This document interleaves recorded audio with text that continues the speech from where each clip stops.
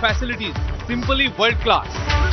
ब्रेकनंतर दुपारच्या बातम्यांमध्ये आपल्या सगळ्यांचं पुन्हा एकदा स्वागत. कर्जमाफीच्या जाचक रद्द करा या मागणीसाठी आमदार रोहित पवारांनी पंढरपुरात अन्नत्याग आंदोलन केलं.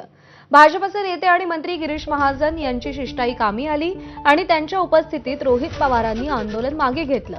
मात्र त्यानंतर भाजप कार्यकर्त्यांनी रोहित पवारांच्या आंदोलनस्थळी शुद्धीकरण केलंय. गोमूत्र आणि चंद्रभागेचं पाणी शिंपडून शुद्धीकरण करण्यात आलं. बेकायदेशीर आंदोलन केल्यामुळे रोहित पवारांवर गुन्हा दाखल करण्याचं निवेदनही त्यांनी प्रशासनाला दिलेलं आहे. रोहित पवारांच्या बेकायदेशीर आंदोलनामुळे विठुरायाची भूमी अपवित्र झाली. आम्ही गोमूत्र आणि चंद्रभागेचं पाणी शिंपडून ती शुद्ध केल्याचा दावा भाजपच्या माऊली हळणवर यांनी केलेला आहे.